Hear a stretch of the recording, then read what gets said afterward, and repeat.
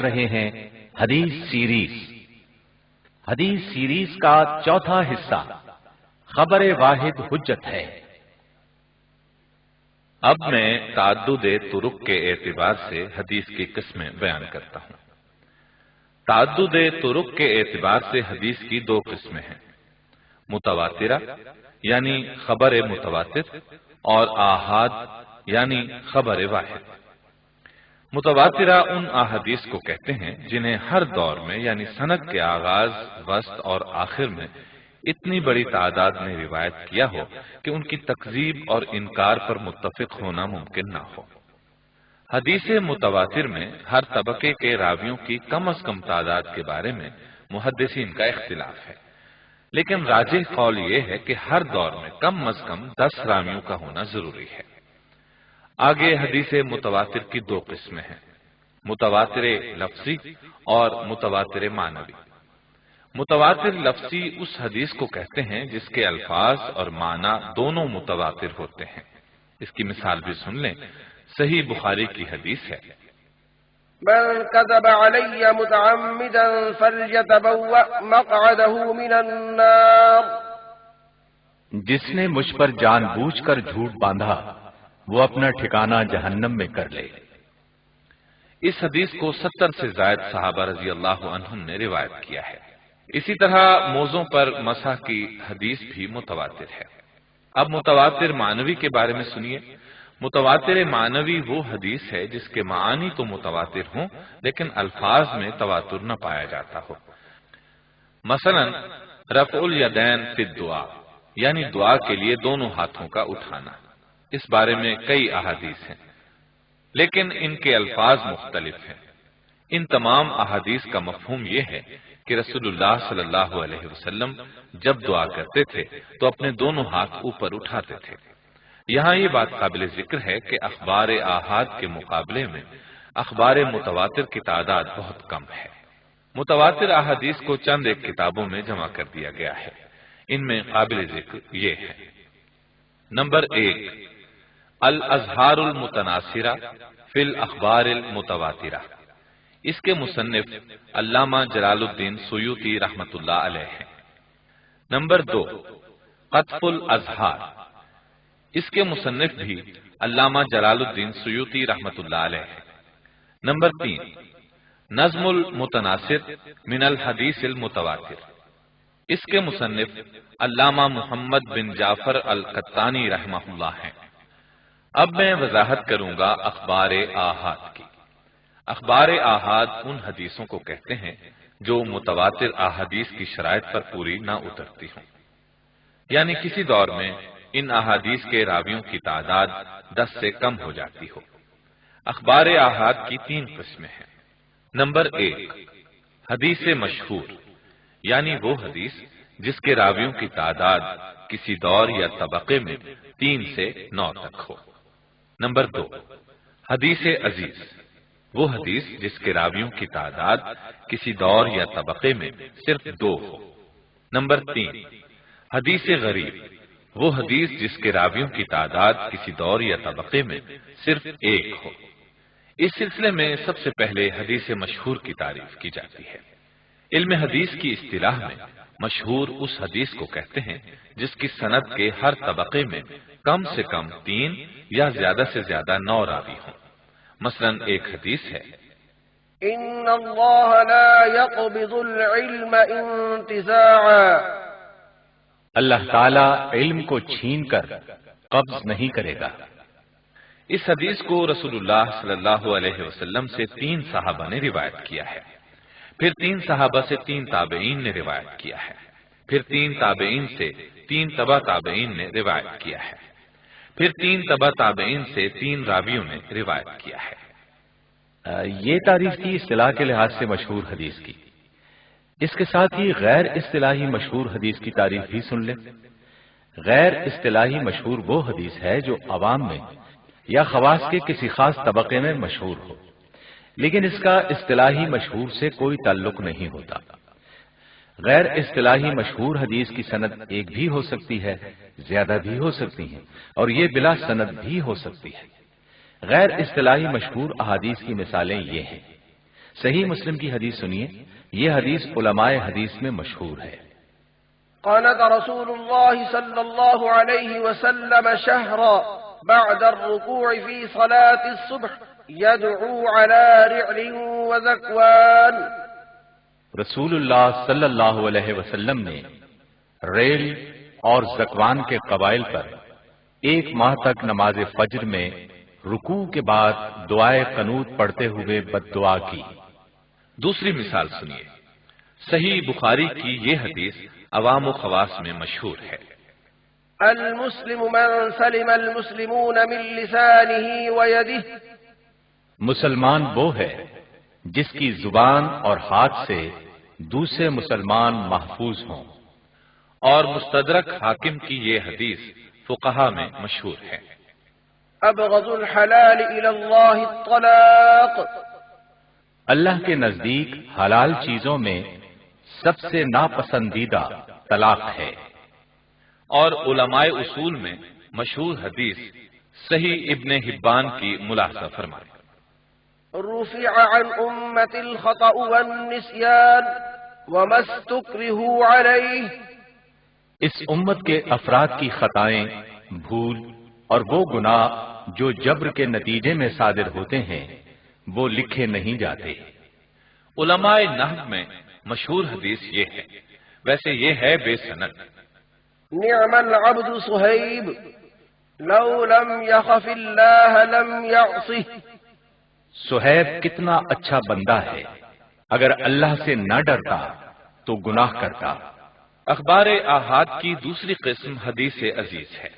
علم حدیث کی اصطلاح میں عزیز اس حدیث کو کہتے ہیں جس کی سندوں میں ہر طبقے میں کم از کم 2 راوی پائے جائیں۔ مثال کے طور پر صحیح بخاری کی یہ حدیث 2 صحابیوں سیدنا انس اور سیدنا ابو ہریرہ رضی اللہ عنہما سے روایت ہوئی ہے۔ لا يؤمن احدكم حتى اكون احب اليه من والده وولده والناس اجمعين۔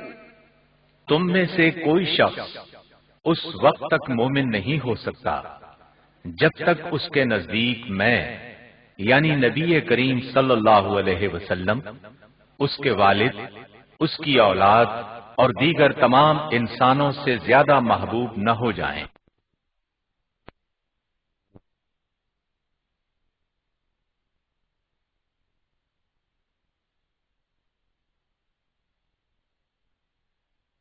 دو مختلف تابعین نے اور دونوں تابعین سے دو مختلف تبع تابعین نے اور ان سے آگے بے شمار لوگوں نے روایت کیا ہے، لیکن چونکہ ہر دور میں کم از کم راویوں کی تعداد لازماً 2 ہے، اس لیے یہ حدیث عزیز کہلائے گی۔ اخبار آحاد کی تیسری قسم حدیث غریب ہے۔ علم حدیث کی اصطلاح میں غریب حدیث وہ حدیث ہے جس کی سند کے مختلف طبقات میں سے کسی طبقے میں صرف ایک ہی راوی پایا جاتا ہو، اگرچہ دوسرے طبقوں میں ایک سے زیادہ راوی پائے جائیں۔ حدیث غریب کو حدیث مفرد بھی کہا جاتا ہے۔ اس کی آگے 2 قسمیں ہیں۔ نمبر 1 غریب مطلق۔ غریب مطلق وہ حدیث ہے جس کی اصل سند ہی میں غرابت ہو، یعنی وہ حدیث جسے صرف ایک صحابی روایت کر رہے ہوں۔ مثلا صحیح بخاری کی حدیث ہے، انما الاعمال بالنیات۔ اعمال کا دار و مدار نیتوں پر ہے۔ اس حدیث کے راوی صرف سیدنا عمر بن خطاب رضی اللہ عنہ ہیں۔ نمبر 2 غریب نسبی۔ غریب نسبی وہ حدیث ہے جس کے آغاز میں نہیں بلکہ درمیان میں غرابت پائی جائے اور صرف ایک راوی پایا جائے۔ مثلا صحیح بخاری کی حدیث ہے، ان النبي صلى الله عليه وسلم دخل مكة يوم الفتح وعلى رأسه المغفر۔ نبی کریم صلی اللہ علیہ وسلم فتح مکہ کے دن مکے میں اس حالت میں داخل ہوئے کہ آپ کے سر پر خود تھی۔ یہ حدیث سیدنا انس رضی اللہ عنہ سے روایت ہوئی ہے، لیکن امام زہری رحمہ اللہ سے اس کو صرف اور صرف امام مالک رحمہ اللہ نے روایت کیا ہے، یعنی مالک عن الزہری عن انس بن مالک، اس لیے یہ غریب ہے۔ بعض لوگ ایسے بھی ہیں جو خبر واحد کی حجیت کو تسلیم نہیں کرتے، میں مولانا عبد الرحمان سے عرض کروں گا کہ وہ دلائل سے ثابت کریں کہ خبر واحد حجت ہے۔ جی ضرور، میں عرض کرتا ہوں۔ بعض لوگ خبر واحد کو حجت تسلیم نہیں کرتے۔ ان کا کہنا ہے کہ خبر واحد کا درجہ خبر متواتر کی طرح نہیں ہے، لہذا یہ حجت نہیں، اور ویسے بھی خبر واحد ظن یعنی گمان کا فائدہ دیتی ہے، اور محض ظن کی بنیاد پر احادیث کو حجت نہیں مانا جا سکتا۔ اس نظریے کے حامل اپنے اس دعوے کو ثابت کرنے کے لیے چند دلائل بھی پیش کرتے ہیں۔ چنانچہ میں سب سے پہلے قرآن مجید سے، پھر احادیث رسول سے، اور اس کے بعد خلفائے اربعہ، اہل بیت اور عام صحابہ سے خبر واحد کی حجیت کا ثبوت ذکر کروں گا۔ اس کے علاوہ تابعین، تبع تابعین، محدثین اور کبار علماء کے اقوال کی روشنی میں خبر واحد کی حجیت کا ثبوت فراہم کروں گا تاکہ بات بالکل واضح ہو جائے۔ قرآن کریم کی سورۃ الحجرات آیت 6 میں ارشاد الہی ہے، إن جاءكم فاسق بنبأ فتبينوا أن تصيبوا قوما بجهالة۔ اگر کوئی فاسق تمہارے پاس کوئی خبر لائے تو تحقیق کر لیا کرو تاکہ کبھی کسی قوم کو نادانی سے تکلیف نہ پہنچاؤ۔ اس آیت میں فاسق کی خبر یعنی خبر واحد کو قبول کرنے کے بارے میں جملہ شرائط و صفات کی تحقیق اور چھان بین کا حکم دیا گیا ہے۔ اس سے معلوم ہوتا ہے کہ اگر راوی فاسق ہو اور تحقیق کے بعد اس کی خبر غلط ثابت ہو تو وہ خبر رد کر دی جائے گی، لیکن اگر راوی ثقہ اور عادل ہو تو اس کی خبر بغیر کسی تحقیق کے قابل اعتبار سمجھی جائے گی۔ چونکہ اس آیت میں راویوں کی تعداد کا کوئی لحاظ مذکور نہیں ہے، اس لیے حافظ ابن قیم رحمہ اللہ فرماتے ہیں، یہ آیت اس بات کی قطعی دلیل ہے کہ خبر واحد کو قبول کیا جائے گا اور توقف کی ضرورت نہ ہوگی۔ اگر ایک آدمی کی خبر سے علم کا فائدہ حاصل نہ ہوتا تو اللہ تعالیٰ علم حاصل ہونے تک توقف کا حکم دیتا۔ اس آیت کے پیش نظر ہی محدثین کرام نے احادیث کے راویوں کے احوال و سیر کی اس حد تک تحقیق و تدوین کی ہے جس حد تک اللہ تعالیٰ کی مدد کے ساتھ انسانوں کے بس میں تھا۔ محدثین کی انہی بے مثال تحقیقات سے اسماء الرجال جیسا عظیم المرتبت اور لاسانی فن معرض وجود میں آ سکا ہے۔ اسی طرح سورۃ التوبہ آیت 122 میں اللہ تعالیٰ کا فرمان ہے، فلولا نفر من كل فرقة منهم طائفة ليتفقهوا في الدين ولينذروا قومهم إذا رجعوا إليهم لعلهم يحذرون۔ پھر ہر فرقے میں سے ایک گروہ دین میں سمجھ حاصل کرنے کے لیے کیوں نہ نکلا تاکہ وہ جب اپنے قبیلے میں واپس جائیں تو انہیں خبردار کریں تاکہ وہ پیچھے والے بھی اللہ سے ڈریں۔ عربی لغت میں طائفہ کا اطلاق ایک فرد، بعض، دو چار افراد اور گروہ سب کے لیے یکساں طور پر ہوتا ہے۔ چنانچہ آیت وَلْيَشْهَدْ عَذَابَهُمَا طَائِفَةٌ مِّنَ الْمُؤْمِنِينَ، یعنی اور مومنوں میں سے ایک طائفہ کو ان دونوں کی سزا پر حاضر ہونا چاہیے کی تفسیر میں مسند اب بن حمید میں سیدنا ابن عباس رضی اللہ عنہما سے منقول ہے، الطائفۃ رجل فصاعدا کہ طائفہ کا لفظ ایک شخص اور زیادہ پر بھی بولا جاتا ہے، اور المختار من الصحاح میں سیدنا ابن عباس رضی اللہ عنہما ہی سے منقول ہے کہ ایک یا اس سے زیادہ کو طائفہ کہتے ہیں۔ اسی طرح سورہ حجرات کی آیت 9 میں ہے، وَإِن طَائِفَتَانِ مِنَ الْمُؤْمِنِينَ اقْتَتَلُوا فَأَصْلِحُوا بَيْنَهُمَا، اور اگر مومنوں کے دو گروہ آپس میں لڑ پڑے تو تم ان کے درمیان صلح کرا دو۔ اس آیت میں طائفہ سے دو افراد اور گروہ دونوں مراد ہیں۔ چنانچہ امام بخاری رحمہ اللہ فرماتے ہیں، اگر دو شخص باہم لڑ پڑے تو وہ بھی اس آیت کے معنی میں داخل ہیں۔ امام شافعی رحمہ اللہ نے الرسالہ میں اور ان سے پہلے مجاہد رحمہ اللہ نے اس آیت سے خبر واحد کی حجیت پر استدلال کیا ہے۔ حافظ ابن حجر اسقلانی رحمہ اللہ لفظ طائفہ کی شرح میں بیان کرتے ہیں، لفظ طائفہ سے مراد ایک فرد یا اس سے اوپر اشخاص ہیں، اس کے لیے کوئی معین تعداد مقرر نہیں ہے۔ یہ ابن عباس رضی اللہ عنہما، نخعی اور مجاہد وغیرہ سے منقول ہے، جیسا کہ ثعلبی وغیرہ نے بیان کیا ہے۔ عطا، اکرمہ اور زید رحمت اللہ علیہم سے منقول ہے کہ طائفہ سے 4 افراد مراد ہیں۔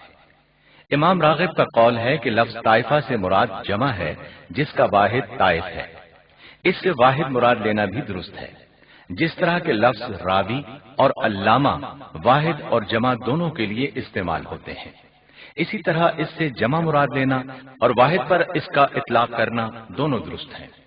ان دلائل کا خلاصہ یہ ہے کہ طائفہ یعنی ایک فرد کی بات دینی اعتبار سے قوم کو عذاب طلبی سے ڈرانے کے لیے اسی وقت معتبر ہو سکتی ہے جبکہ خبر واحد حجت ہو، کیونکہ اگر طائفہ کا اطلاق رجل یعنی ایک آدمی پر نہ ہو تو 2 آدمیوں کی لڑائی میں صلح کرانا اس آیت سے ثابت نہ ہو سکے گا۔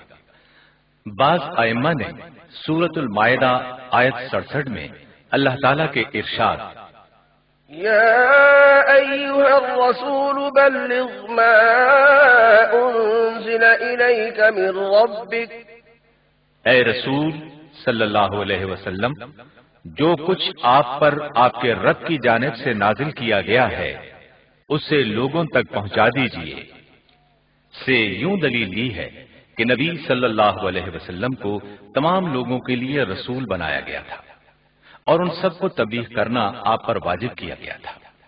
پس اگر خبر واحد غیر مقبول ہوتی تو تمام انسانوں سے بذات خود خطاب فرمانے کی دشواری کے پیش نظر شریعت کی تبلیغ کا فریضہ ناممکن العمل ہو جاتا۔ اسی طرح تمام انسانوں تک تواتر کی تعداد میں قاصدوں کو بھیجنا بھی ناممکن تھا۔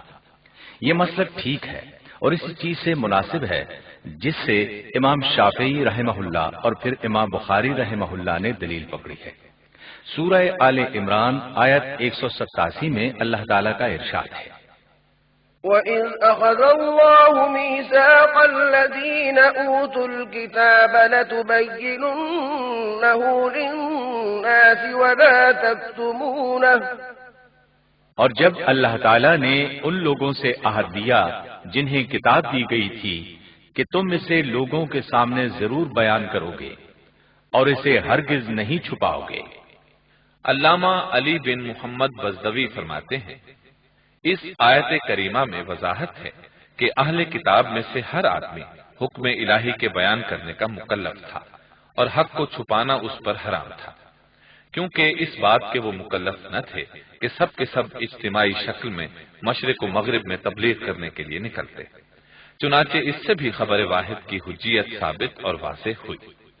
اسی طرح سورہ قصص آیت 25 میں ارشاد باری تعالی ہے، قالت إن أبي يدعوك ليجزيك أجر ما سقيت لنا، شعیب علیہ السلام کی صاحبزادی نے موسیٰ علیہ السلام سے کہا کہ میرے والد آپ کو بلاتے ہیں تاکہ آپ کو ہماری خاطر ہمارے جانوروں کو پانی پلانے کی اجرت دیں۔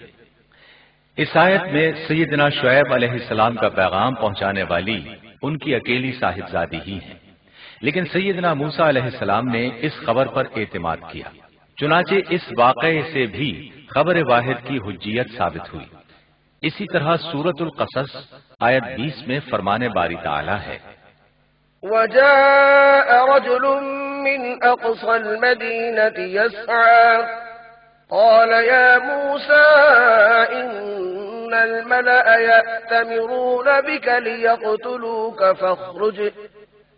ایک شخص شہر کے کنارے سے دوڑتے ہوئے آیا اور کہنے لگا کہ اے موسیٰ، اہل دربار آپ کے متعلق مشورہ کر رہے ہیں کہ آپ کو قتل کر دیں، چنانچہ آپ نکل چلیے۔ اس آیت سے معلوم ہوا کہ سیدنا موسیٰ علیہ السلام اس شخص کی خبر پر اعتماد کرتے ہوئے گھر چھوڑ کر نکل کھڑے ہوئے تھے۔ اگر خبر واحد حجت نہ ہوتی تو موسیٰ علیہ السلام اس شخص کی خبر پر اعتماد نہ کرتے۔ اسی طرح سیدنا یعقوب علیہ السلام نے کنعان سے مصر کے سفر کی تیاری بھی خبر واحد ہی کی بنا پر فرمائی تھی۔ اس واقعے کی تفصیل سورہ یوسف میں ملاحظہ کی جا سکتی ہے۔ ان آیات سے معلوم ہوا کہ خبر واحد پر اعتبار کے بغیر کوئی چارہ کار نہیں ہے، خواہ یہ دینی معاملات ہوں یا دنیاوی۔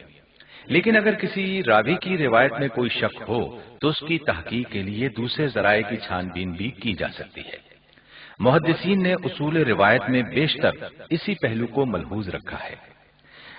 اب میں آپ کے سامنے عہد رسالت کے چند ایسے واقعات کا تذکرہ کرتا ہوں جن سے خبر واحد کی حجیت کا اثبات لازم آتا ہے۔ صحیح بخاری اور صحیح مسلم میں سیدنا ابو ہریرہ رضی اللہ عنہ سے مروی ہے کہ ہم لوگ رسول اللہ صلی اللہ علیہ وسلم کی خدمت میں حاضر تھے۔ اتنے میں ایک اعرابی کھڑا ہوا اور عرض کیا، اے اللہ کے رسول صلی اللہ علیہ وسلم، کتاب اللہ کے مطابق میرا فیصلہ فرما دیجیے۔ پھر اس جھگڑے کا دوسرا فریق بھی کھڑا ہوا اور عرض کیا، ہاں اللہ کے رسول صلی اللہ علیہ وسلم، کتاب اللہ کے مطابق اس کا فیصلہ فرما دیجیے اور مجھے اصل واقعہ بیان کرنے کی اجازت دیجیے۔ نبی صلی اللہ علیہ وسلم نے فرمایا، کہو۔ تو ان میں سے ایک شخص نے بیان کیا کہ میرا بیٹا اجرت پر اس کی بکریاں چرایا کرتا تھا، وہ اس کی بیوی کے ساتھ زنا کر بیٹھا۔ جب مجھے خبر ملی کہ میرے بیٹے کو سنسار کیا جائے گا تو میں نے اس کو اس کے عوض 100 بکریاں اور ایک لونڈی دی۔ پھر میں نے اہل علم حضرات سے اس بارے میں پوچھا، انہوں نے مجھے بتایا کہ اس کی عورت کو سنسار کیا جائے گا اور میرے بیٹے کو 100 کوڑے لگیں گے اور 1 سال کے لیے جلاوطن کیا جائے گا۔ نبی کریم صلی اللہ علیہ وسلم نے فرمایا، اس اللہ کی قسم جس کے ہاتھ میں میری جان ہے، میں تمہارے درمیان کتاب اللہ کے مطابق ضرور فیصلہ کروں گا۔ چنانچہ وہ لونڈی اور بکریاں تجھ کو واپس دی جائیں گی اور تیرے بیٹے کو 100 کوڑے لگیں گے اور اسے 1 سال کے لیے جلاوطن بھی کیا جائے گا۔ پھر رسول اللہ صلی اللہ علیہ وسلم نے سیدنا انیس اسلمی رضی اللہ عنہ کو حکم دیا کہ اس شخص کی بیوی کے پاس جاؤ اور اس سے پوچھ گچھ کرو، اگر وہ زنا کا اعتراف کرے تو اس کو سنسار کر دینا۔ چنانچہ جب اس عورت نے اعتراف جرم کر لیا تو اسے سنسار کر دیا گیا۔ اس حدیث سے ایک شخص کے قول اور اعتراف کا حجت ہونا ثابت ہوا۔ امام شافعی رحمہ اللہ اپنی کتاب الرسالہ میں فرماتے ہیں، نبی صلی اللہ علیہ وسلم نے مختلف اطراف و اکناف میں عمال و حکام معمور فرمائے جو اکیلے ہی تھے۔ ہم سب ان کے ناموں اور مقامات سے بخوبی واقف ہیں۔ بس آپ نے قیس بن عاصم، زبرقان بن بدر اور ابن نویرہ کو ان کے اپنے اپنے قبائلی علاقوں میں ان کی سچائی کی شہرت کے باعث بھیجا تھا۔ جب آپ کی خدمت میں بحرین کا وفد آیا تو آپ نے ان کے ساتھ ابان بن سعید بن عاص کو اور معاذ بن جبل کو یمن کی جانب اہل یمن کے درمیان ان کے مقام اور سچائی کی شہرت کے باعث بھیجا تھا، اور ان سب عمال کو حکم دیا تھا کہ جن علاقوں میں انہیں مامور کیا گیا ہے وہاں جا کر لوگوں کو اللہ اور اس کے رسول کے فرض کردہ احکام بتائیں۔ اللہ کے اطاعت گزار بندوں کی مدد سے اللہ کے نافرمان لوگوں سے قتال کریں، اور جو کچھ اللہ نے ان پر ادا کرنا واجب کیا ہے وہ ان سے وصول کریں۔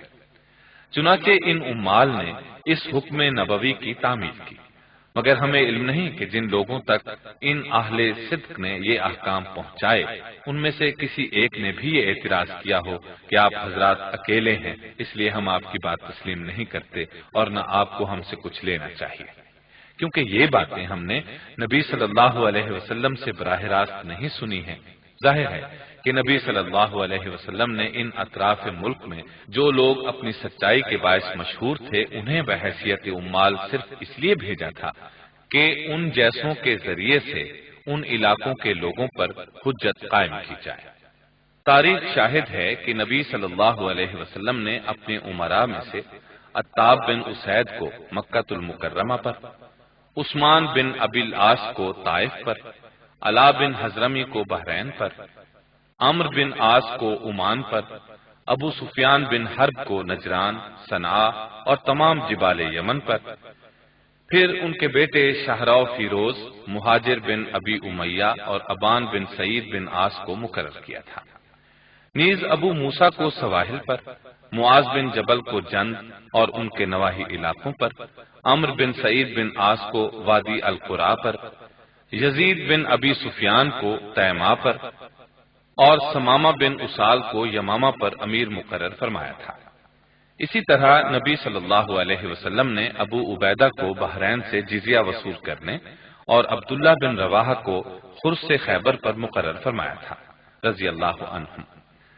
سیدنا ابو عبیدہ کو اہل نجران کی طرف روانہ فرمانے کے متعلق صحیح بخاری میں سیدنا حذیفہ رضی اللہ عنہ سے مروی ہے کہ نبی صلی اللہ علیہ وسلم نے اہل نجران سے فرمایا تھا، لأبعثن إليكم رجلا أمينا حق أمين فاستشرف لها أصحاب النبي صلى الله عليه وسلم فبعث أبا عبيدة۔ میں تمہارے یہاں ایک امین کو بھیجوں گا جو حقیقی معنوں میں امین ہوگا۔ یہ سن کر تمام صحابہ کو شوق ہوا، لیکن آپ نے ابو عبیدہ رضی اللہ عنہ کو بھیجا۔ نبی صلی اللہ علیہ وسلم کسی علاقے میں ہمیشہ اسی قاصد کو روانہ فرماتے تھے جہاں کے لوگ اس کو قول میں سچا تصور کرتے ہیں۔ آپ کے بعد آپ کے صحابہ نے بھی ایسا ہی کیا۔ اس بارے میں امام بخاری رحمہ اللہ نے صحیح بخاری میں ایک باب یوں مقرر فرمایا ہے، باب ما كان يبعث النبي صلى الله عليه وسلم من الأمراء والرسل واحدا بعد واحد۔ نبی کریم صلی اللہ علیہ وسلم کا عاملوں اور قاصدوں کو یکے بعد دیگرے بھیجنا۔ ان تمام دلائل سے معلوم ہوا کہ خبر واحد موجب عمل ہے اور شرعاً اس کا اعتبار کیا جاتا ہے۔ اگر یہ چیز درست نہ ہوتی تو نبی صلی اللہ علیہ وسلم کا مختلف مواقع پر صحابہ کرام کو تن تنہا روانہ کرنا کوئی معنی نہ رکھتا۔ اب پروفیسر ظفر اقبال صاحب خلفائے راشدین اور اہل بیت کے عمل سے خبر واحد کی حجیت کے اس بات کا ذکر کریں گے۔ جی ہاں، میں عرض کرتا ہوں، خلفائے راشدین میں سے سیدنا ابو بکر رضی اللہ عنہ نے خبر واحد کو یقینی طور پر قبول کیا ہے۔ آپ نے کبھی بھی اس پر اعتراض نہیں کیا۔ اس کی بے شمار مثالیں پیش کی جا سکتی ہیں۔ اسی طرح جب سیدنا جابر رضی اللہ عنہ نے سیدنا ابو بکر رضی اللہ عنہ سے بیان کیا کہ رسول اللہ صلی اللہ علیہ وسلم نے مجھ سے وعدہ فرمایا تھا کہ جب بحرین کا مال آئے گا تو ہم تمہیں اتنا دیں گے، تو سیدنا ابو بکر رضی اللہ عنہ نے ان کی اس بات کو بغیر کسی گواہ کے قبول کر کے انہیں اتنا مال عنایت فرمایا تھا۔ امام راضی نے اپنی کتاب المحصول میں روایت نقل کی ہے کہ سیدنا ابو بکر رضی اللہ عنہ نے دو صحابیوں کے درمیان فیصلہ کیا۔ جب سیدنا بلال رضی اللہ عنہ نے بتایا کہ نبی صلی اللہ علیہ وسلم کا فیصلہ اس کے خلاف ہے، تو سیدنا ابو بکر رضی اللہ عنہ نے اس خبر پر اعتماد کرتے ہوئے اپنے فیصلے سے رجوع فرما لیا تھا۔ سیدنا ابو بکر رضی اللہ عنہ کی طرح سیدنا عمر بن خطاب رضی اللہ عنہ سے بھی خبر واحد کا متعدد مواقع پر بلا تردد قبول کرنا منقول ہے۔ مثلا صحیح بخاری میں ہے کہ سیدنا عبداللہ بن عمر رضی اللہ عنہما نے سیدنا سعد بن ابی وقاص رضی اللہ عنہ سے موضوع پر مسح کے متعلق حدیث نبوی دریافت کی تو انہوں نے حدیث نبوی بیان کر دی۔ سیدنا عبداللہ بن عمر نے مزید اطمینان و توثیق کے خیال سے اس حدیث کے متعلق اپنے والد یعنی عمر رضی اللہ عنہ سے فرمایا، مجھ سے سعد نے اس طرح حدیث بیان کی ہے، تو سیدنا عمر رضی اللہ عنہ نے ان سے فرمایا، جب تمہیں سعد نبی صلی اللہ علیہ وسلم سے کوئی روایت بیان کریں تو مزید توثیق کے لیے کسی اور سے پوچھنے کی ضرورت نہیں ہے۔ اس حدیث سے معلوم ہوا کہ سیدنا عمر رضی اللہ عنہ خبر واحد کا نہ صرف خود اعتبار کرتے تھے بلکہ دوسروں کو بھی اس پر اعتبار کرنے کی تلقین فرماتے تھے۔ صحیح بخاری ہی میں عبداللہ بن عباس رضی اللہ عنہما سے مروی ہے کہ سیدنا عمر رضی اللہ عنہ شام کے سفر پر نکلے۔ جب سرخ کے مقام پر پہنچے تو ان کو یہ خبر پہنچی کہ شام میں طاعون کی سخت وبا پھیلی ہوئی ہے۔ یہ سن کر سیدنا عمر نے واپسی کا فیصلہ فرمایا۔ بعض لوگ جو شام جانے پر مصر تھے سیدنا عمر کا یہ فیصلہ سن کر کہنے لگے، کیا آپ اللہ کے قضاء و قدر کے فیصلے سے بھاگنا چاہتے ہیں؟ سیدنا عمر نے فرمایا، ہم اللہ کے ایک فیصلے سے دوسرے فیصلے کی جانب بھاگنا چاہتے ہیں۔ پھر سیدنا عمر رضی اللہ عنہ نے اسلامی لشکر میں شریک صحابہ سے سوال کیا کہ کیا اس بارے میں کسی کے علم میں کوئی حدیث ہے؟ تو سیدنا عبد الرحمن بن عوف رضی اللہ عنہ نے ایک حدیث سنائی۔ إذا سمعتم به بأرض فلا تقدموا عليه وإذا وقع بأرض وأنتم بها فلا تخرجوا فرارا منه۔ جب تمہیں معلوم ہو جائے کہ کسی سرزمین میں وبا پھیلی ہوئی ہے تو تم اس میں داخل مت ہونا، لیکن اگر کسی جگہ وبا پھوٹ پڑے اور تم وہیں موجود ہو تو وبا سے بھاگنے کے لیے تم وہاں سے مت نکلنا۔ یہ حدیث سن کر سیدنا عمر رضی اللہ عنہ نے شام جانے سے اجتناب کیا اور سرغ سے لوٹ آئے۔ یہ واقعہ ماہ ربیع الثانی 18 ہجری کا ہے۔ سیدنا عبد الرحمن بن عوف رضی اللہ عنہ کی یہ حدیث در حقیقت خبر واحد ہی تھی، کیونکہ اس وقت سیدنا عمر رضی اللہ عنہ کے ساتھ جو انصار اور مہاجرین موجود تھے ان میں سے کسی کو بھی وہ حدیث معلوم نہ تھی، مگر سیدنا عمر نے ان سے اس پر کوئی شہادت طلب کی اور نہ اس پر عمل سے توقف کیا تھا۔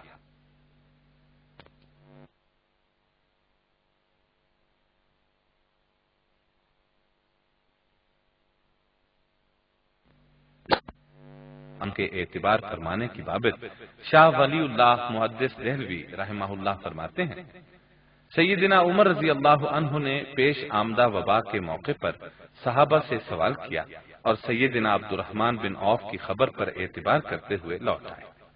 سنن ابی داود میں ہے کہ سیدنا عمر بن خطاب رضی اللہ عنہ اس چیز کے قائل تھے کہ دیت باپ کی طرف کے رشتہ داروں کے لیے ہے اور عورت کو اس کے مقتول شوہر کی دیت سے ورثے میں کچھ بھی نہ ملے گا، یہاں تک کہ انہیں ضحاک بن سفیان نے خبر دی کہ رسول اللہ صلی اللہ علیہ وسلم نے انہیں لکھا تھا کہ اشیم زبابی کی بیوی کو اس کی دیت سے ورثہ دیا جائے۔ یہ خبر واحد سن کر سیدنا عمر رضی اللہ عنہ نے اپنی رائے سے بلا تردد رجوع فرما لیا تھا۔ سنن ابی داود میں ہے کہ ایک مرتبہ سیدنا عمر رضی اللہ عنہ نے ایک مجنون عورت کو رجم کرنے کا ارادہ کیا، یہاں تک کہ آپ کو سیدنا علی رضی اللہ عنہ کے ذریعے رسول اللہ صلی اللہ علیہ وسلم کا یہ ارشاد معلوم ہوا کہ 3 اشخاص مرفوع القلم ہیں، ان میں ایک مجنون ہے، تو سیدنا عمر نے حکم دیا کہ اسے رجم نہ کیا جائے۔ امام شافعی رحمہ اللہ نے روایت کی ہے کہ سیدنا عمر رضی اللہ عنہ نے ایک مرتبہ فرمایا، تم میں سے اگر کسی نے نبی کریم صلی اللہ علیہ وسلم سے پیٹ کے بچے کی دیت کے بارے میں کوئی چیز سنی ہو تو ذکر کرے۔ حمل بن مالک بن نابغہ کھڑے ہوئے اور بیان کیا کہ میں اپنی 2 بیویوں کے درمیان تھا کہ اتنے میں ان میں سے ایک حذلیہ عورت نے دوسری عامریہ عورت کو پتھر دے مارا، جس سے اس کا حمل ضائع ہو گیا۔ سیدنا عمر رضی اللہ عنہ نے یہ سن کر فرمایا، اگر میں یہ حدیث نہ سنتا تو اس کے خلاف یعنی اپنی رائے ہی سے فیصلہ کرتا۔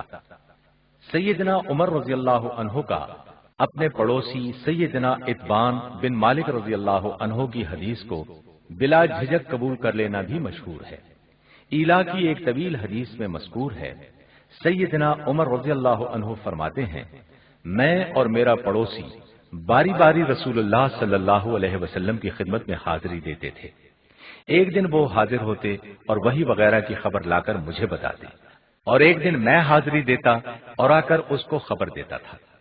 سیدنا عمر رضی اللہ عنہ نے سیدنا عبداللہ بن مسعود رضی اللہ عنہ کو عراق اور سیدنا ابو درداء رضی اللہ عنہ کو شام کا معلم بنا کر بھیجا تھا۔ یہ حضرات انفرادی طور پر اپنے اپنے مقامات پر لوگوں کو قرآن و حدیث کی تعلیم دیا کرتے تھے۔ علامہ ذہبی رحمہ اللہ نے سیدنا عمر رضی اللہ عنہ کا وہ فرمان نقل کیا ہے جو اہل کوفہ کے نام بھیجا گیا تھا کہ میں نے عمار بن یاسر کو تمہارے لیے امیر اور حاکم اور عبداللہ بن مسعود کو تمہارے لیے معلم اور وزیر بنا کر بھیجا ہے۔ حافظ ذہبی رحمہ اللہ فرماتے ہیں کہ سیدنا عمر رضی اللہ عنہ نے سیدنا ابو الدرداء رضی اللہ عنہ کو شام میں اشاعت سنن کے لیے بھیجا تھا، اور آپ حکیم الامت کے لقب سے مشہور تھے۔ عہد فاروقی سے اس طرح کی اور بہت سی مثالیں جمع کی جا سکتی ہیں جن سے واضح طور پر یہ ثابت ہوتا ہے کہ سیدنا عمر رضی اللہ عنہ صرف ایک صحابی کی خبر کو بلا تردد قبول فرما لیا کرتے تھے۔ حافظ ابن حجر عسقلانی رحمہ اللہ نے فتح الباری میں اس عمل فاروقی کی صراحت ان الفاظ میں فرمائی ہے: ان عمر كان يقبل خبر الشخص الواحد، سیدنا عمر رضی اللہ عنہ اکیلے شخص کی خبر کو قبول کرتے تھے۔ سیدنا ابو بکر اور سیدنا عمر رضی اللہ عنہما کی طرح سیدنا عثمان رضی اللہ عنہ بھی خبر واحد کو حجت مانتے تھے۔ مشہور واقعہ ہے کہ سیدنا عثمان رضی اللہ عنہ حج کی اقسام میں سے حج تمتع کے قائل نہ تھے، لیکن جب سیدنا علی رضی اللہ عنہ نے حدیث بیان کی تو انہوں نے اپنے قول سے رجوع کر لیا تھا۔ موطا امام مالک میں مروی ہے کہ سیدنا عثمان رضی اللہ عنہ کا خیال تھا جس عورت کا شوہر مر جائے تو وہ جہاں چاہے عدت گزار سکتی ہے، لیکن جب ابو سعید خدری رضی اللہ عنہ کی بہن فریہ بنت مالک رضی اللہ عنہا نے اپنا واقعہ پیش کیا کہ میرا شوہر قتل کر دیا گیا تھا، میں نے رسول اللہ صلی اللہ علیہ وسلم سے سوال کیا تو مجھے نبی صلی اللہ علیہ وسلم نے شوہر ہی کے گھر پر عدت گزارنے کا حکم دیا تھا۔ چنانچہ سیدنا عثمان رضی اللہ عنہ نے اس روایت پر اعتماد کرتے ہوئے اس کے مطابق ہی فیصلہ فرمایا۔ سیدنا ابو بکر، عمر اور عثمان رضی اللہ عنہم کی طرح سیدنا علی رضی اللہ عنہ بھی خبر واحد کو حجت مانتے تھے۔ حافظ ذہبی اسماء بن حکم فرازی سے نقل کرتے ہیں کہ انہوں نے سیدنا علی رضی اللہ عنہ کو یہ کہتے ہوئے سنا ہے: میں نے رسول اللہ صلی اللہ علیہ وسلم سے براہ راست جن احادیث کو سنا ہے ان میں سے اللہ تعالیٰ نے مجھے جس سے نفع اندوز ہونے کی توفیق بخشی اس میں سے میں نے نفع اٹھایا، لیکن جب نبی صلی اللہ علیہ وسلم سے کوئی دوسرا شخص مجھے حدیث روایت کرتا تو میں اس سے حلف لیتا، پس اگر وہ قسم کھاتا تو میں اس پر یقین کر لیتا۔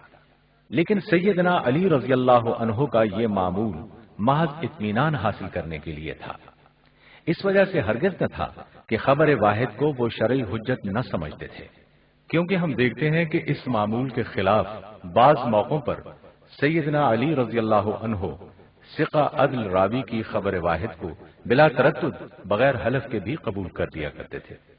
اسی طرح سیدنا ابن عباس رضی اللہ عنہما کی حدیث کو بغیر قسم دیے سن کر فرمایا تھا۔ ابن عباس نے صحیح کہا۔ ایک مرتبہ سیدنا ابو بکر صدیق رضی اللہ عنہ کی ایک حدیث کے متعلق فرمایا تھا: ابو بکر رضی اللہ عنہ نے مجھے یہ حدیث بیان کی اور انہوں نے صحیح کہا ہے۔ چونکہ سیدنا علی، سیدنا مقداد ابن عباس اور ابو بکر صدیق رضی اللہ عنہم کو صادق القول سمجھتے تھے، اس لیے ان سے ان احادیث کے بارے میں حلف نہیں لیا تھا۔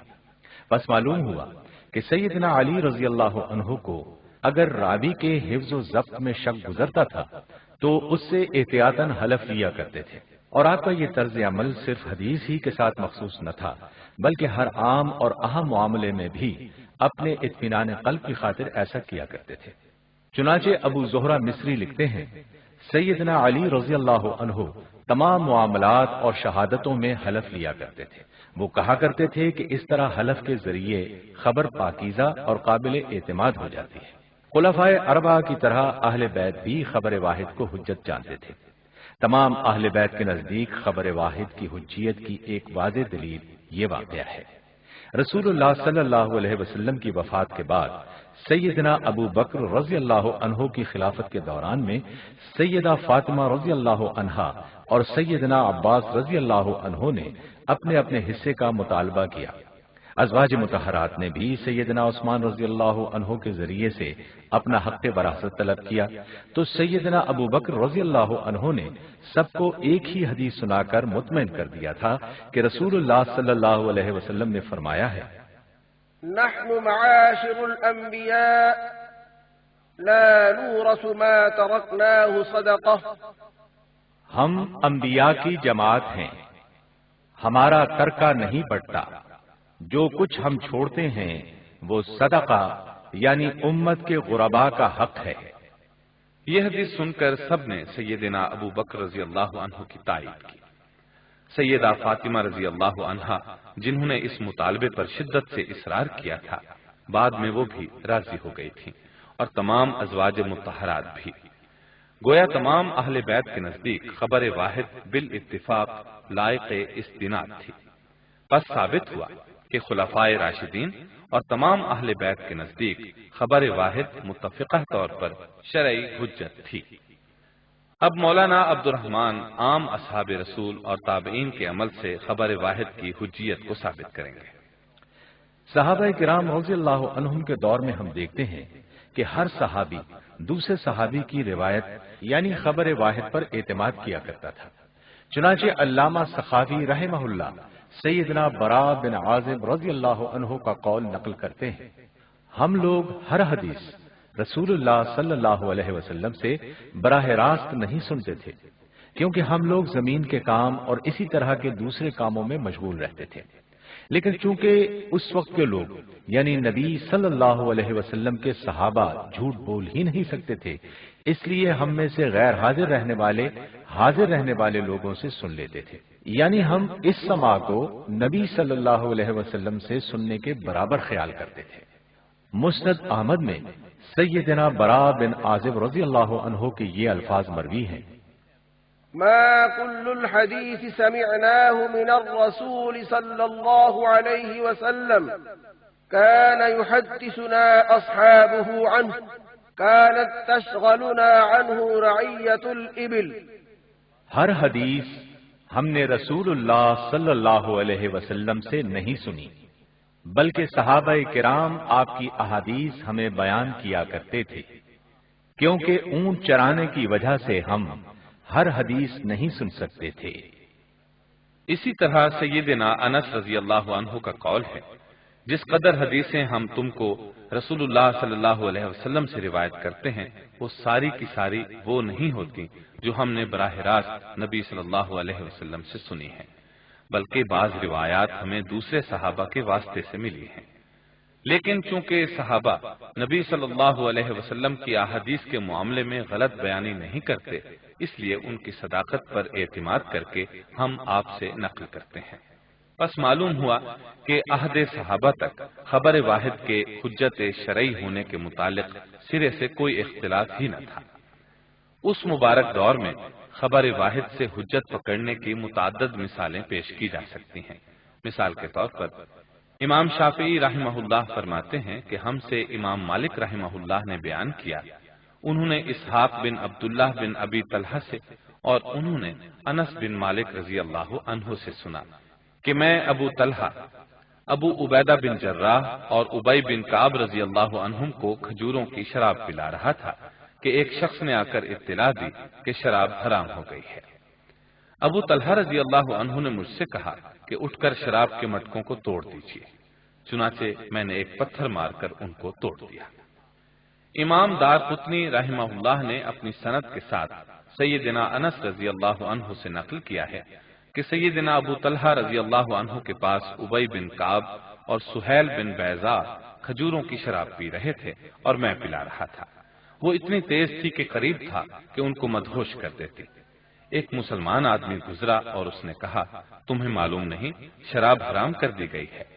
پھر ابو طلحہ نے کہا، انس جو کچھ برتن میں ہے انڈیل دو، اور انہوں نے یہ نہیں کہا کہ ٹھہرو ذرا تحقیق کر لیں، بلکہ صرف ایک ہی آدمی کے کہنے پر انہوں نے کہا اور میں نے وہ انڈیل دی۔ محدث ابو عبداللہ فرماتے ہیں یہ روایت خبر واحد کے واجب العمل ہونے پر دلالت کرتی ہے۔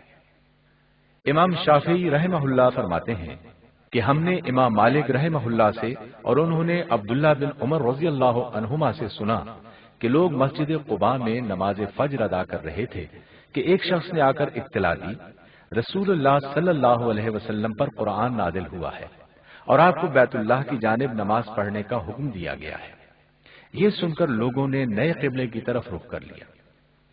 اس وقت لوگ ملک شام کی طرف منہ کیے ہوئے نماز ادا کر رہے تھے۔ وہ یہ خبر سن کر بیت المقدس سے گھوم کر بیت الحرام کی طرف قبلہ رخ ہو گئے۔ قبلے کی تبدیلی کے متعلق خبر دینے والے صحابی عباد بن بشر یا ابن نہیک تھے۔ اسی طرح رسول اللہ صلی اللہ علیہ وسلم کی وفات کے بعد زبردست اختلاف سامنے آیا تھا کہ منصب خلافت کس کو سونپا جائے۔ انصار اس کے زیادہ حقدار ہیں یا مہاجر؟ انصار یہ کہتے تھے کہ ایک امیر ہم میں سے اور ایک امیر تم میں سے ہو۔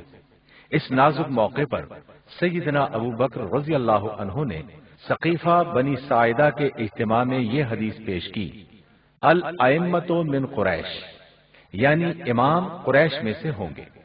یہ سن کر نہ کسی نے اختلاف کیا اور نہ اس پر شہادت طلب کی، بلکہ بعض روایات میں تو یہاں تک ملتا ہے کہ جب انصار نے یہ حدیث سنی تو سر تسلیم خم کر دیا اور اپنا دعویٰ واپس لے لیا۔ نبی صلی اللہ علیہ وسلم کی وفات کے بعد آپ کی نعش مبارک کے مقام تدفین کے تعین پر بھی سخت اختلاف ہوا۔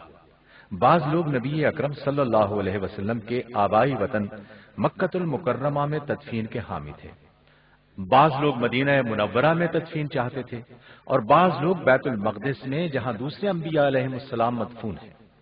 جب یہ اختلاف پیدا ہوا تو سیدنا ابو بکر رضی اللہ عنہ نے یہ حدیث پیش کی، ما قبض الله نبيا إلا في الموضع الذي يحب أن يدفن فيه۔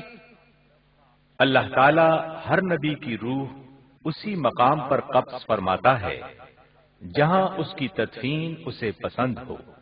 اور سنن ابن ماجہ کی روایت کے الفاظ یہ ہیں، ما قبض نبي إلا دفن حيث يقبض۔ جو نبی بھی فوت ہوا وہ وہیں دفن ہوا جہاں فوت ہوا۔ بہرحال یہ حدیث سن کر تمام صحابہ نے بغیر کسی گواہ کے طلب کیے اپنے اختلاف کو ختم کر دیا اور آپ کو حجرہ عائشہ میں دفن کیا گیا۔ جب سیدنا عثمان رضی اللہ عنہ پر مسجد نبوی کو گرا کر وسیع اور مضبوط بنانے پر اعتراض کیا گیا تو انہوں نے رسول اللہ صلی اللہ علیہ وسلم کی یہ حدیث پیش کی، من بنى لله مسجدا بنى الله له بيتا في الجنة۔ جس نے اللہ کے لیے مسجد بنائی اللہ اس کا گھر جنت میں بنائے گا۔ یہ حدیث سن کر تمام معترضین نے اپنی رائے سے رجوع کر دیا تھا۔ ایک مرتبہ امیر معاویہ رضی اللہ عنہ نے سیدنا مغیرہ بن شعبہ کو لکھا کہ مجھے رسول اللہ صلی اللہ علیہ وسلم کی کوئی حدیث اس کے متعلق لکھ کر بھیجو جو نماز کے بعد نبی صلی اللہ علیہ وسلم پڑھا کرتے تھے، لیکن آپ نے اس پر کوئی شہادت طلب نہ کی تھی۔ ہم دیکھتے ہیں کہ مختلف مواقع پر لوگ ازواج مطہرات اور دیگر علماء اصحاب رسول صلی اللہ علیہ وسلم سے پیش آمدہ مسائل میں رسول اللہ صلی اللہ علیہ وسلم کی ہدایت کا علم حاصل کرتے تھے، لیکن ان میں سے کسی نے ان کے علم کو خبر واحد سمجھ کر ناقابل اعتبار نہ جانا تھا۔ چنانچہ ثابت ہوا کہ ازواج مطہرات نیز ان سے مسائل دریافت کرنے والے تمام صحابہ کے نزدیک خبر واحد کی حجیت مسلم تھی۔ حافظ ابن حجر عسقلانی رحمہ اللہ فرماتے ہیں، بعض علماء خبر واحد کے مقبول ہونے کی ایک دلیل یہ پیش کرتے ہیں کہ ہر صحابی یا تابعی کسی درپیش دینی مسئلے میں دوسرے صاحب علم شخص سے دریافت کرتا تھا، چنانچہ اس بارے میں جو بھی حکم صاحب علم کو معلوم ہوتا وہ سائل کو اس سے باخبر کر دیتا تھا، مگر ان میں سے کسی نے بھی یہ شرط نہیں لگائی تھی کہ اس مسئلے کے بارے میں اس نے جو خبر دی ہے اس پر عمل نہ کیا جائے، یہاں تک کہ اس کے علاوہ کسی اور صاحب علم سے بھی بلکہ کافی لوگوں سے اس کی تاکید و تائید حاصل کر لی جائے۔ ان تمام حضرات کا طریقہ تو یہ تھا کہ جو کچھ انہیں علم ہوتا تھا اس سے سائل کو باخبر کر دیتے تھے، اور وہ بھی بلا جھجک ان اخبار آحاد کے مطابق عمل کیا کرتے تھے۔ یہ چیزیں صحابہ اور تابعین کے خبر واحد کے وجوب عمل پر متفق ہونے پر دلالت کرتی ہیں۔ خطیب بغدادی رحمہ اللہ فرماتے ہیں، تمام صحابہ، تابعین، تبع تابعین اور فقہائے دین اس دور سے لے کر عصر حاضر تک خبر واحد سے وجوب عمل پر متفق رہے ہیں۔ اس چیز کا انکار یا اعتراض ان میں سے کسی سے بھی نقلاً ہم تک نہیں پہنچا ہے۔ ان کے آخری الفاظ یہ ہیں: ثابت ہوا کہ خبر واحد کے متعلق ان سب کا مسلک وجوب عمل کا ہے۔ خلاصہ بحث سے قبل عہد صحابہ کے چند مزید واقعات پیش کرتا ہوں۔ نافع بیان کرتے ہیں کہ عبداللہ بن عمر رضی اللہ عنہ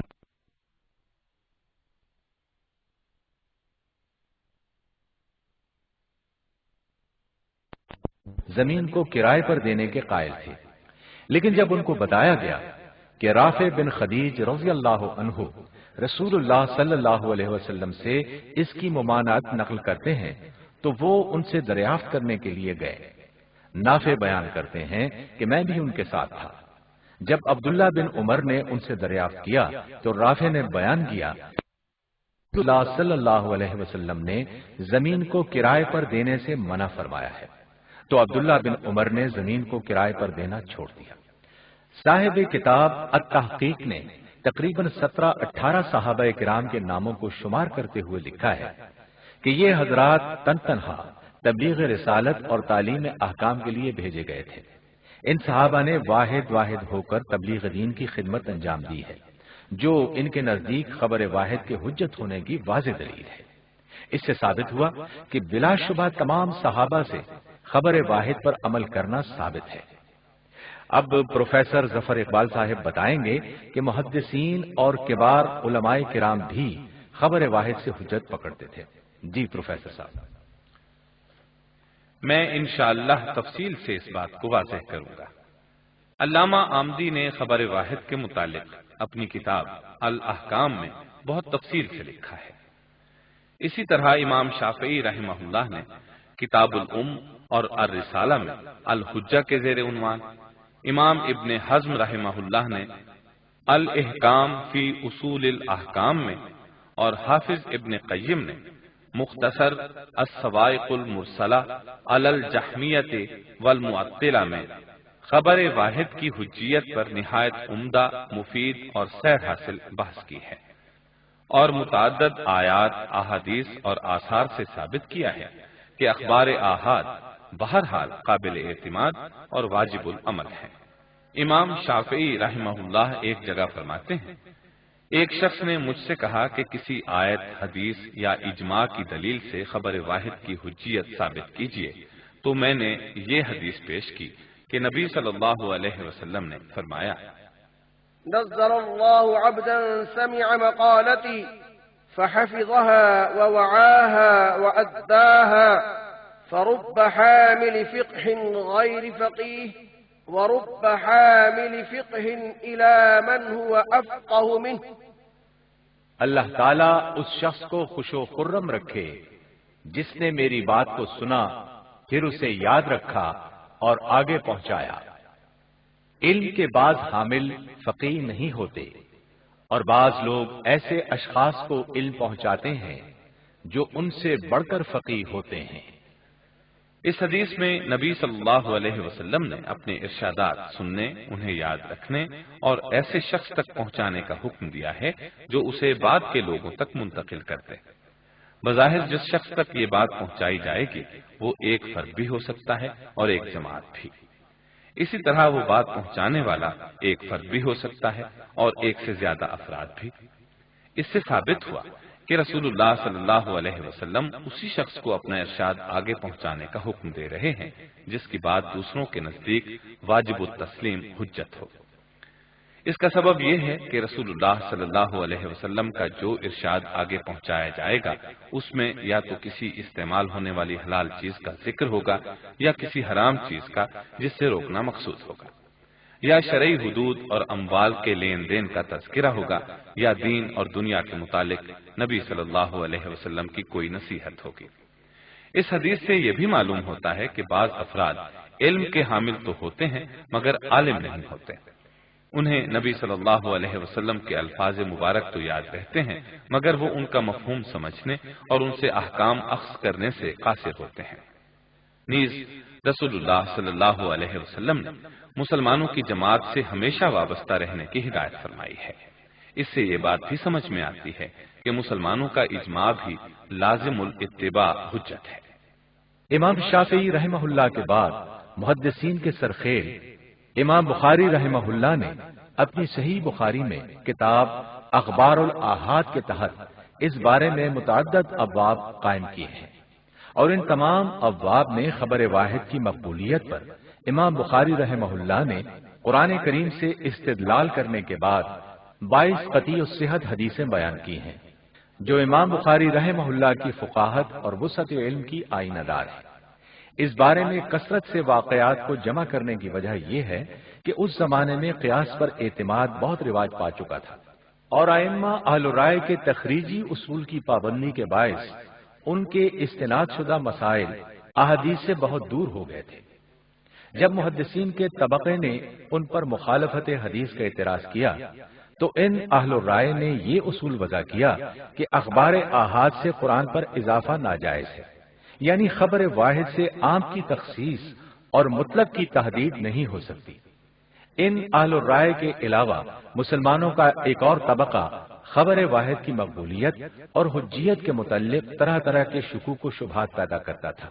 انہی میں سے بعض کو یہ اعتراض تھا کہ خبر واحد کی مقبولیت پر خبر واحد ہی سے استدلال کیا گیا ہے، جو حدیث سے استدلال کے لیے کافی نہیں ہے۔ امام بخاری رحمہ اللہ کا مقصد دراصل ان تمام کوتاہ بینوں کے جملہ خدشات کو دور کر کے حدیث کی حجیت کو قائم کرنا تھا۔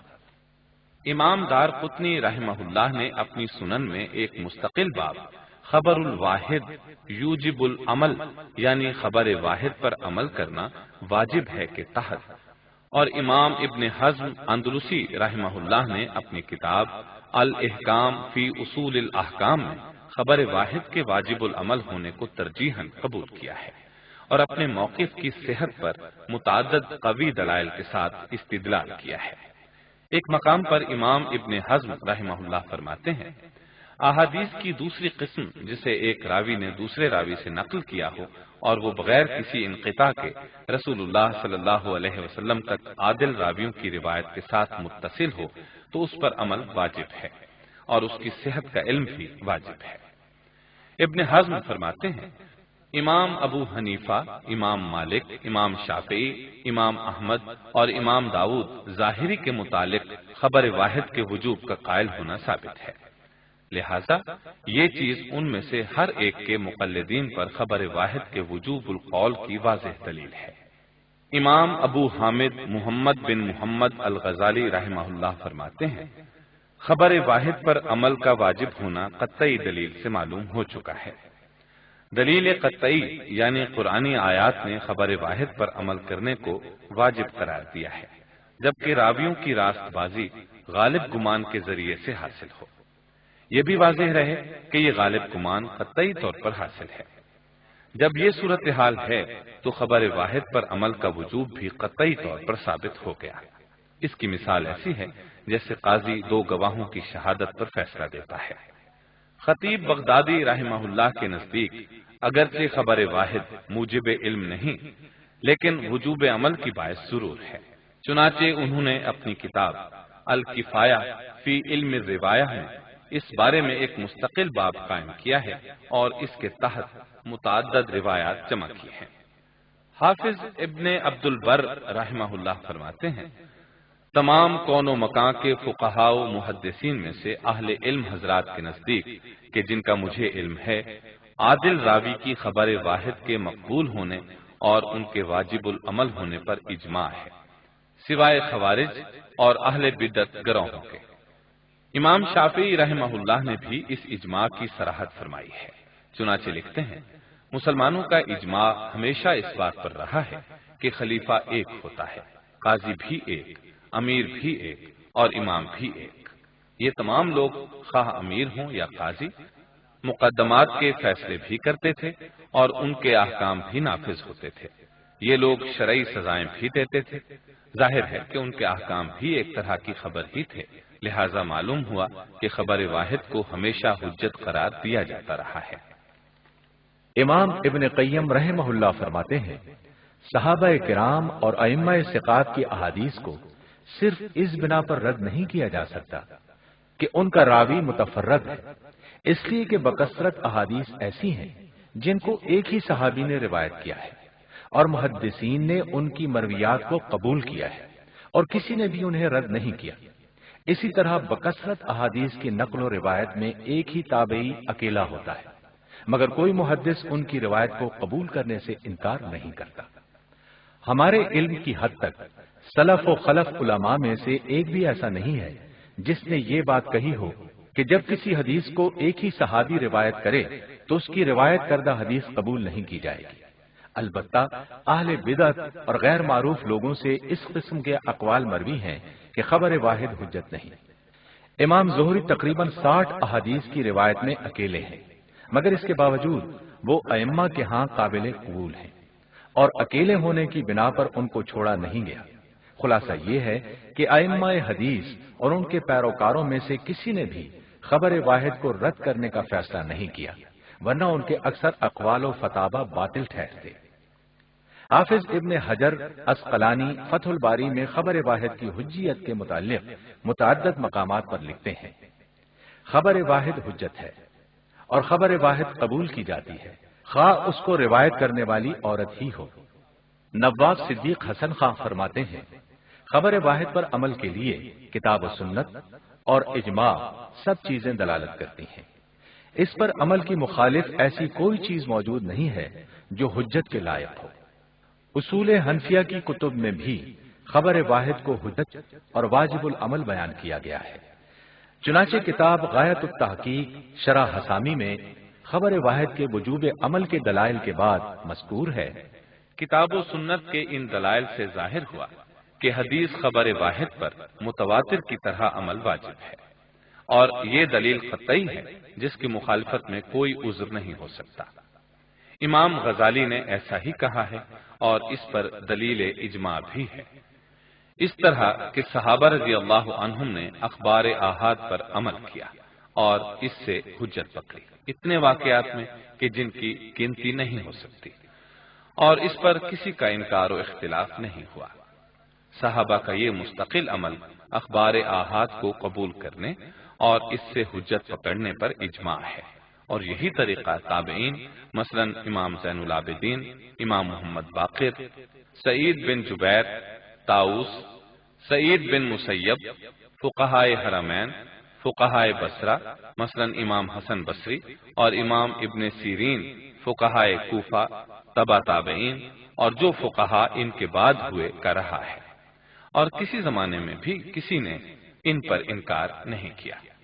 बस मालूम हुआ कि नबी सल्लल्लाहु अलैहि वसल्लम, खुलफाए राशिदीन, तमाम सहाबा, ताबईन, तबा ताबईन, मुहद्दिसीन, फुक़हा, असहाब उसूल और हर जमाने के उलमाए अहले सुन्नत के नजदीक मुख्तार मजहब ये है कि सिक़ह रावी से मनकूल खबर वाहिद दीगर शरई दलाइल की तरह वाजिबुल अमल है। मोहतरम सामीन, अभी आप दारुस्सलाम स्टूडियो से हदीस सीरीज का चौथा हिस्सा खबर वाहिद हुज्जत है सुन रहे थे।